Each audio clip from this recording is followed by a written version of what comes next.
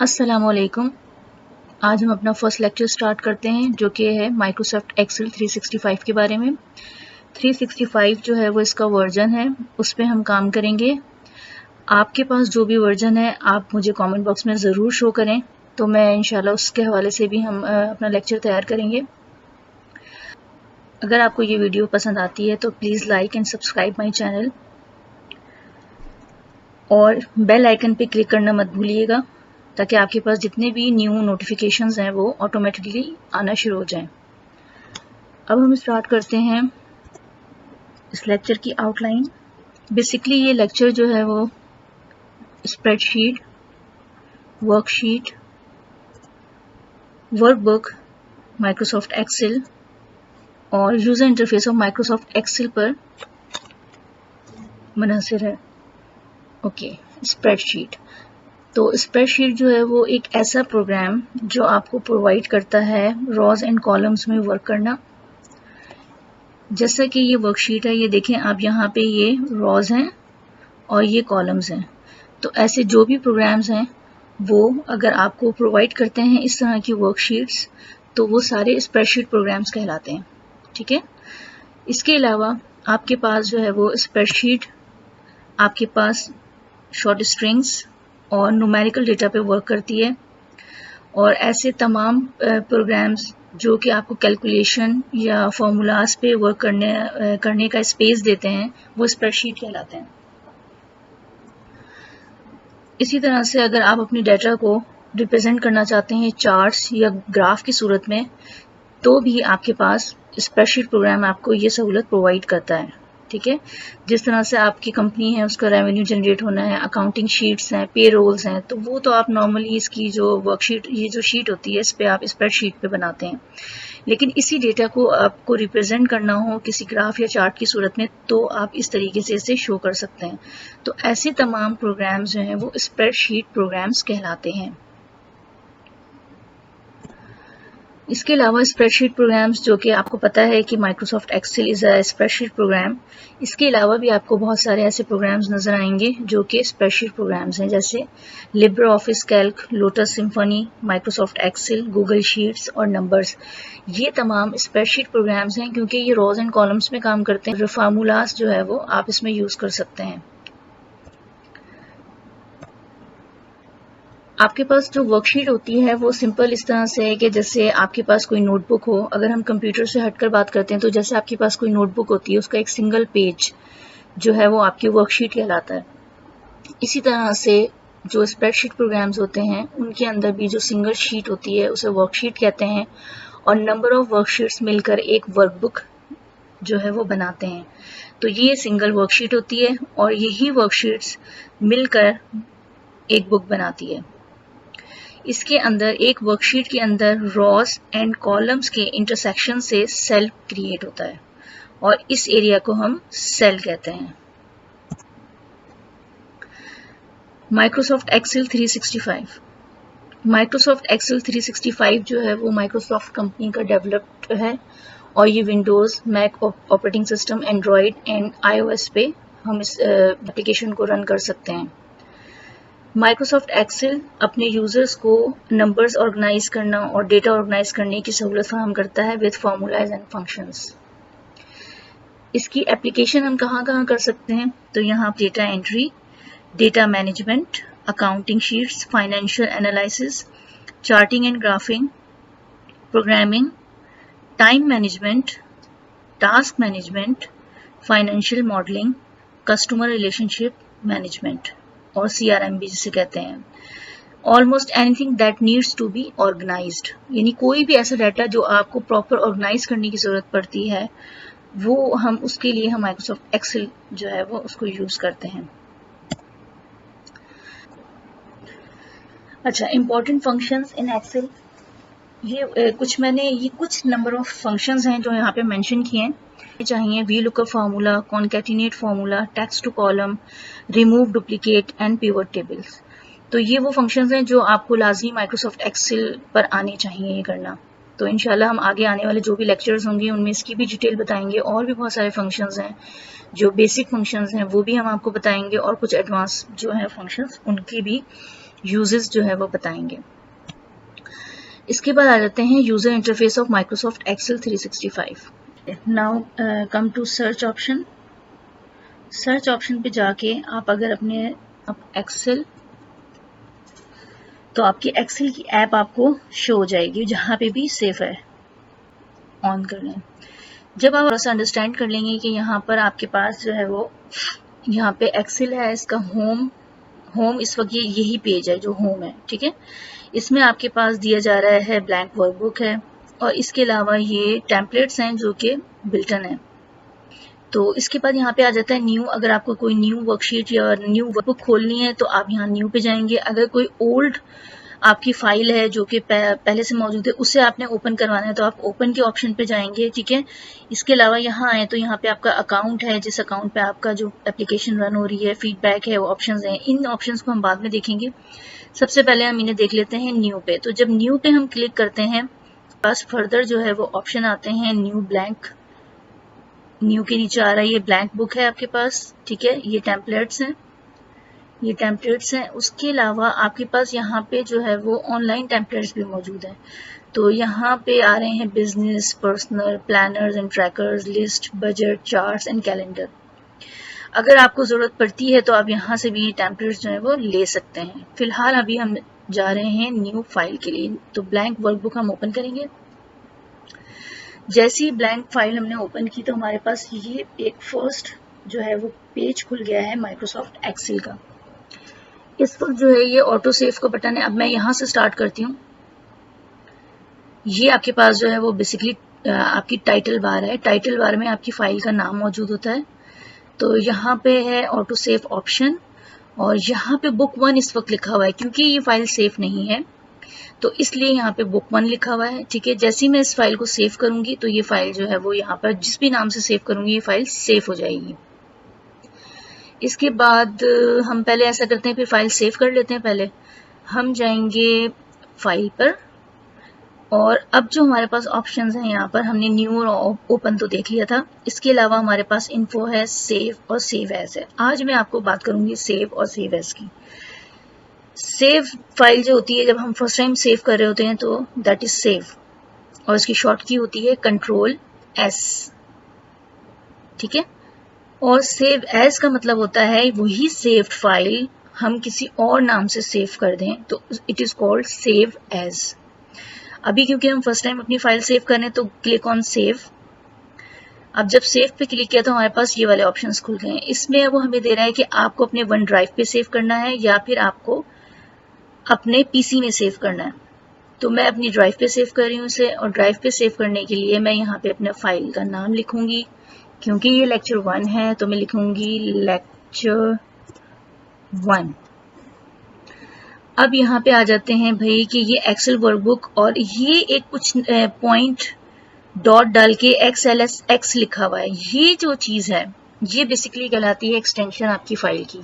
File जिस format पे save होती है कंप्यूटर में उसकी एक्सटेंशन से पता चलता है कि इसका वर्जन कौन सा है, और इसके अलावा जो है ये जिस फॉर्मेट पे सेव होती है उस फॉर्मेट को शो करता है। तो बेसिकली जो 2007 से ऑनवर्ड जितने भी जो आपके वर्जन्स आए हैं माइक्रोसॉफ्ट एक्सेल के उसकी एक्सटेंशन जो है वो .XLSX है, और इससे पहले जितने भी वर्जन थे उसका जो एक्सटेंशन है वो है XLS, ठीक है। तो इसलिए अभी हम इस एक्सटेंशन पे शो कर रहे हैं, और इसी एक्सटेंशन से आपको शो हो जाता है कि कौन से वर्जन की फाइल है। अब आपके पास जो है वो हम कह रहे हैं कि वन ड्राइव पे पर्सनल पे सेव हो रहा है। ये वन ड्राइव पे हम कहाँ इसको सेव कर रहे हैं, हम आपके पास जहाँ पे भी हमारे पास डॉक्यूमेंट है, और डॉक्यूमेंट में आपके पास जो है वो तो लेक्चर 1 हम अपना यहाँ पे सेव कर देते हैं, ठीक है। अब देखिए कि ऑटो सेव का ऑप्शन फौरन खुल गया, ऑन हो गया, और लेक्चर 1 सेव्ड। अब ये ऑटो सेव पे चला गया है। चलें, now come to the other options. Home, insert, page layout, formula, data, review, view and help. आपके पास जो ये सारे ऑप्शंस हैं इसे कहलाते हैं रिबन मेन्यू, और ये एरिया मौजूद है, ये पूरा एरिया, ये आपके पास कहलाता है रिबन, और ये रिबन मेन्यूज है। रिबन मेन्यूज के बाद आप फौरन नीचे की तरफ आते हैं तो यहाँ पे ये लिखा हुआ है undo, clipboard, font, alignment, number, style, ये सारे ये ग्रुप कहलाते हैं। ये सिंगल एक ग्रुप कहलाता है। ये क्लिपबोर्ड ग्रुप है, ये फॉन्ट ग्रुप है, ये अलाइनमेंट ग्रुप है, ये नंबर ग्रुप है, ये स्टाइल्स हैं, सेल्स हैं, एडिटिंग है, एनालिसिस है। तो ये बेसिकली ये पूरी रिबन है। रिबन के अंदर नंबर ऑफ ग्रुप्स हैं। इन ग्रुप्स के मेन्यूज ऊपर मेंशन किए हुए हैं। जैसे जैसे हम मेन्यूज पे क्लिक करते हैं नीचे रिबन के ऑप्शंस और ग्रुप्स चेंज होना शुरू हो जाते हैं। ठीक है, अब वापस हम होम पर आ जाते हैं। उसके बाद हम जब नीचे आते हैं इससे तो हमारे पास ये अल्फाबेट्स लिखे हुए हैं ABCDE। तो ये alphabets, this is called column, colour से शो हो रहा है, और दिस इज कॉल्ड रॉज, तो इसे हम कहते हैं रॉ। तो हमारे पास ये है कॉलम और ये है रॉज। तो कॉलम एंड रॉज के इंटरसेक्शन से सेल क्रिएट होता है। अंडरस्टैंड? अब इसके बाद ये जो एक ग्रीन कलर की आउटलाइन आपको नजर आ रही है, this is called cell pointer और सिलेक्टेड सेल। तो जो भी सेल वर्किंग सेल आपका सिलेक्टेड होगा या एक्टिव सेल होगा उस पर ये पॉइंटर आपके पास मेंशन होता है। ठीक है, तो अल्फाबेट से जो लिखी हुए हैं वो कॉलम्स हैं, जो नंबर से मेंशन है ये रॉज हैं। इसे कहते हैं, ये आपके कहलाते हैं कॉलम टैब्स, और ये कहलाते हैं आपके रॉ टैब्स। इसके अलावा मैंने आपको ये बताया कि भाई ये पॉइंटेड सेल है। पॉइंटेड सेल जो है वो एरो कीज से मूव करने से, राइट मूव करने से राइट, लेफ्ट मूव करने से लेफ्ट, अप एंड डाउन होता है।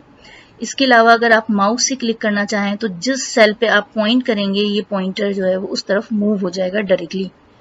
ओके, अच्छा, अब आ जाते हैं हम नीचे शीट्स पर। तो ये जो है वो शीट है, इसमें नंबर ऑफ शीट्स हैं जो कि आपको एक टास्क देते हैं कि चलें आप मुझे चेक करके बताइएगा कि भाई एक वर्कबुक के अंदर कितनी वर्कशीट्स होती हैं। वैसे बहुत सारी वर्कशीट्स होती हैं, इसकी एक शॉर्ट की भी है लेकिन मैं वो अभी नहीं बता रही आपको, वो मैं आपको बताऊंगी अपने नेक्स्ट लेक्चर में। आप लोग जब तक सर्च करके मुझे बताइएगा कि नंबर ऑफ वर्कशीट्स जो है वो कैसे फाइंड आउट करते हैं। ठीक है, तो यहाँ पर जो है वो शीट है, और शीट के बाद ये प्लस साइन जो है ना ये शो कर रहा है नंबर ऑफ शीट्स को ऐड करने के लिए। ठीक है, इसे हम जो है वो शीट 1 कहते हैं, और इस पर अगर हम डबल क्लिक करें तो हम इसको रेस करके इसका नाम रख सकते हैं LECT1। तो ये मैंने अपनी शीट का नाम रख लिया है कि भाई ये लेक्चर 1 है। इसके अलावा आपके पास जो है ये स्क्रोलिंग बार्स हैं जो कि आपकी शीट को स्क्रॉल करने, scroll down, up and down करने के लिए यूज होती हैं। और इसके अलावा आपके पास जो है वो ये, आप आ जाइए यहाँ पर, ये बार जो है, ये जो बार है इसे कहते हैं नेम बॉक्स। जैसे कि मैं जैसे अपना कर्सर यहाँ लेकर जाती हूँ तो ये शो भी हो रहा है नेम बॉक्स। नेम बॉक्स क्यों है ये नेम बॉक्स? ये नेम कर रहा है उस बॉक्स को जहां पे सिलेक्टेड सेल मौजूद है। C और रॉ है 5, तो अल्फाबेट जो है वो शो कर रहा है आपके कॉलम को, और जो नंबर है वो शो कर रहा है आपकी रॉ को। अगर मैं इसे यहाँ रख देती हूँ इधर, तो इस वक्त वो शो कर रहा है J3 यानी J, और यहां से रॉ आ रही है आपकी 3। ठीक है, तो ये नेम बॉक्स है। नेम बॉक्स जो है वो आपके सिलेक्टेड जो एक्टिव सेल होता है उसकी लोकेशन बताता है बेसिकली नेम बॉक्स। इसके अलावा यहाँ पे ये है फॉर्मूला बार। यहाँ पे जब भी आप कोई फॉर्मूला बार लिखते हैं तो वो वहाँ पर मेंशन होता है। या मैं कोई भी टेक्स्ट लिखूंगी तो वो सिलेक्टेड जो आपका जो सेल है या सेल पॉइंटर जो है, मैं इसे सेल पॉइंटर ही कहती हूँ, या एक्टिव सेल कह लेते हैं इसे, चलें एक्टिव सेल जो है उसके ऊपर उसमें ये टेक्स्ट लिखना शुरू कर देते हैं। हम वहां पे भी लिख सकते हैं और यहाँ पे भी शो हो रहा है ये। ठीक है, तो बेसिकली ये फॉर्मूला बार है जो कि फॉर्मूला लिखने के लिए इस्तेमाल होती है।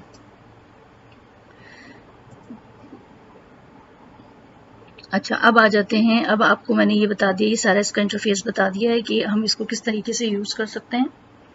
यहाँ पे ये विंडो के ये जूम इन जूम आउट है, आप जूम इन कर सकते हैं और जूम आउट कर सकते हैं। ठीक है, ये इसकी परसेंटेज के अकॉर्डिंग आपने किया हुआ है। इसको मैंने 100% पे रखा हुआ है अपना पेज। अच्छा जनाब, इसके अलावा अब ये देखें कि नंबर ऑफ कॉलम्स हम सोच सकते हैं कि भाई इसमें नंबर ऑफ कॉलम्स कितने होंगे। तो हम लास्ट कॉलम पे जाना चाहते हैं तो एक की है कंट्रोल एंड। कंट्रोल एंड से हम अपने लास्ट कॉलम पे चले जाते हैं, जैसा कि ये शो हुआ है।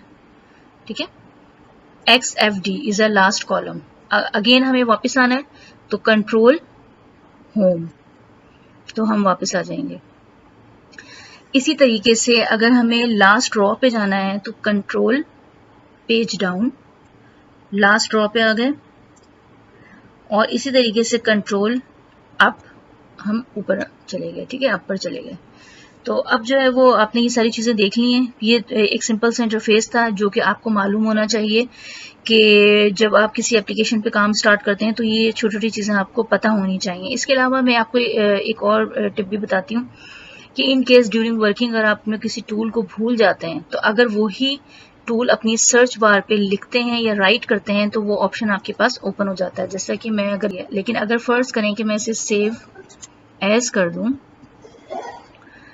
तो मैंने सेव एज क्लिक किया और इसने यहीं से मुझे वो डायलॉग बॉक्स ओपन कर देगा, यानी मैं इस फाइल को सेव एज भी कर सकती हूँ। ठीक है, तो यहाँ पर तो ये आपको एक टिप दे दी है मैंने, और इसके अलावा मैंने आपको शॉर्ट कीज बताई हैं। या हमें कोई टेबल क्रिएट करना होता है तो हमेशा ये बात याद रखिएगा, टेबल क्रिएट करने के लिए आप सबसे पहले अपना वो टेक्स्ट पूरा तैयार कर लें और उसके बाद उसकी फॉर्मेटिंग यूज या फॉन्ट ग्रुप जो उस पर अप्लाई करना हो आपको, आप वो तब कीजिएगा। छोटा सा कुछ टेक्स्ट लिखते हैं यहाँ पर, फुल नेम।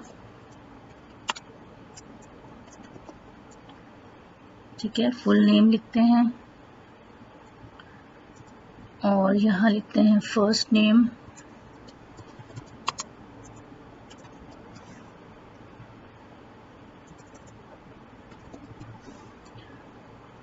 और यहाँ लिखते हैं उससे नेक्स्ट कॉलम में हम लिखते हैं लास्ट नेम। ठीक है, ये हमने एक छोटा सा टेबल बनाया है first name, full name, first name and last name का। अब आप ये देख रहे हैं कि यहाँ पे टेक्स्ट जो है ना बड़ा ही क्लोज है, एक दूसरे से बहुत क्लोज है। तो हम सिंपल क्या करेंगे, ये आपके पास जो कॉलम है ना, जब आप जब यहाँ शीट पे अपने कर्सर को मूव करते हैं तो ये प्लस साइन की तरह आता है, लेकिन जैसे ही आप इसको मूव ओवर करते हैं अपने कॉलम टैब पर तो ये डिफरेंट शक्ल शेप में चेंज हो रहा है। ठीक है, जब इस तरह आता है तो it is called select your column. Once click और सिलेक्ट योर कॉलम, हमें कॉलम सिलेक्ट नहीं करना। जब हम इसके लाइंस के करीब लेके जाते हैं, दो कॉलम्स की ज्वाइंट लाइन जो है वो उसके करीब लेकर जाते हैं तो आपके पास पॉइंटर इस तरह आ जाता है। जब ये पॉइंटर आ जाए आपके पास, आपने क्लिक एंड होल्ड, जब क्लिक और होल्ड करते हैं तो आपके पास की विड्थ बता रहा है कि इस वक्त कितनी है, 8.43। तो इसकी विड्थ इतनी है, तो आप इसकी विड्थ को बढ़ा सकते हैं आगे पीछे करके। ये देखें, ये बढ़ा सकते हैं आगे पीछे करके। तो मैं इसका इस वक्त कर देती हूँ 11। इसी तरीके से नेक्स्ट कॉलम की भी मैं कर देती हूँ 11 और फिर इसके बाद मैं यहां से कर देती हूँ 11। ठीक है, इसके अलावा आपके पास रॉ, अब इसी तरह से रॉ के ज्वाइंट पे जब ये ऑप्शन आता है आपके भाई, ये पॉइंटर आता है, आपने क्लिक किया, 15 है, 15 से ज्यादा करना चाहते हैं 20 कर लें, तो आपने 20 कर लिया। तो आपके पास रॉ एंड कॉलम का साइज जो है वो चेंज हो सकता है डायरेक्टली। और अगर आपके पास बहुत सारे कॉलम्स हैं जिनकी आपने जो है वो एडजस्टमेंट करनी है तो, और वो डिफरेंट तरीके से करनी है भाई, अगर आप 4 कॉलम्स पे काम कर रहे हैं, 4 कॉलम्स की विड्थ डिफरेंट है, 4 कॉलम्स की विड्थ डिफरेंट है, तो वो फिर आपके पास डिफरेंट ऑप्शन होते हैं, उसमें जाके फिर आप अपनी वैल्यू को पुट कर लेते हैं। अच्छा, यहाँ पे आपने देख लिया कि कॉलम साइज कैसे चेंज होता है और रॉ साइज शॉर्ट फॉर्म में कैसे चेंज होता है, ये आपने कर लिया।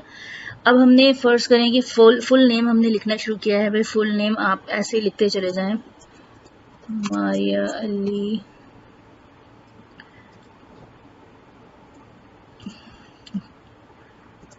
दानिश,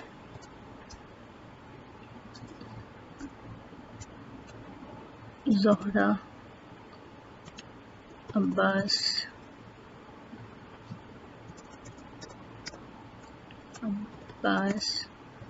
और दानिश इब्राहिम,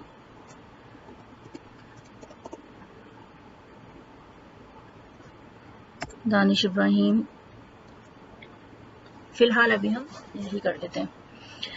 तो आप ये देखें कि यहाँ पे ये जो है वो डिफरेंट आपके पास जो है वो, इसकी विड्थ मुझे थोड़ी सी बढ़ानी पड़ गई है क्योंकि यहाँ पे अब जो है वो तकरीबन मैंने कितनी कर दी 14, तो मैं इसको पूरा 15 राउंड कर देती हूँ।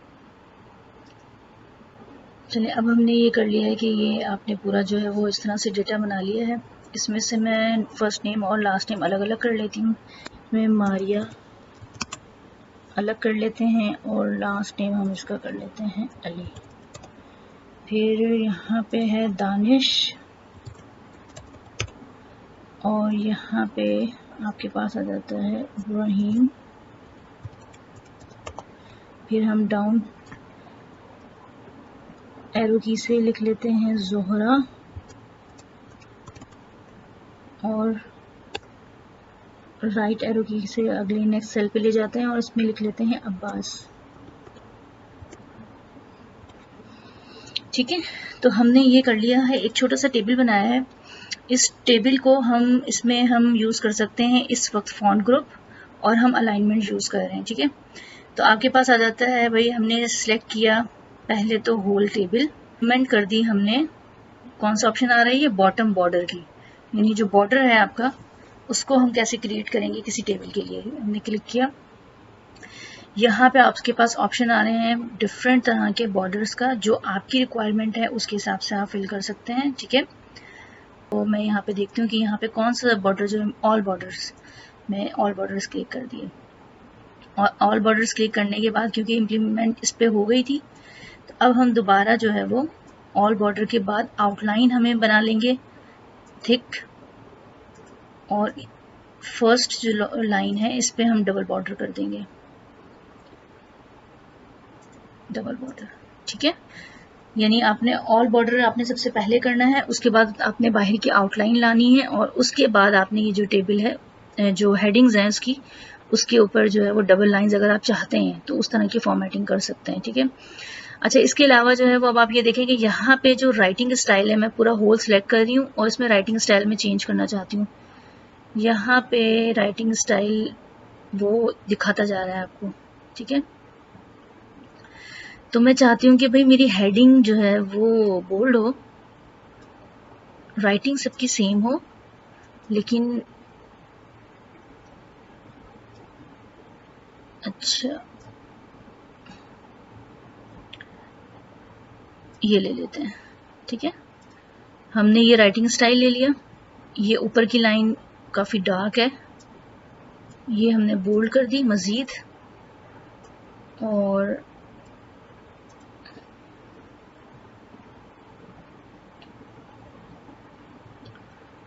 इसको अच्छा सेलेक्ट किया। अब मैं चाह रही हूँ कि सेल एक साथ ही मैं कर दूँ, साइज बड़ा इसका 20.14।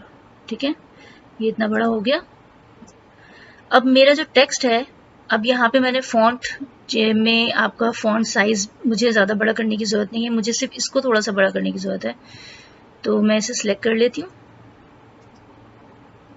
शिफ्ट और राइट एरो, और यहाँ पे आपके पास ऑप्शन आ जाता है 14। ये करने के बाद अब आप इसका साइज आपने चेंज कर दिया, देखिए 14 है, और यहाँ पे आप क्लिक करते हैं तो 11 आ रहा है, इस पे क्लिक करते हैं तो 14 है, इस पे क्लिक करते हैं तो 11 है। इसके अलावा यहाँ से भी आप फॉन्ट साइज जो है वो इंक्रीज और डिक्रीज कर सकते हैं। ये दो ऑप्शन जो हैं, यहाँ पे कलर फिल कर सकते हैं, टेक्स्ट का कलर चेंज कर सकते हैं। अगर आपको लगता है कि बहुत ज़्यादा ब्लैक है तो हम पहले इसको सिलेक्ट कर लेते हैं, हेडिंग्स को। इस हेडिंग्स में हम कलर का चेंज कर रहे हैं थोड़ा सा लाइट, ये हमने कलर चेंज कर लिया। इसके अलावा ये ब्लैक ही ठीक है, और अगर आप इसकी आउटलाइन, इसमें जो है वो ये देखिए ऑप्शन, ये कौन सा खुल रहा है आपका, फिल कलर है, और ये आपके पास है फॉन्ट कलर।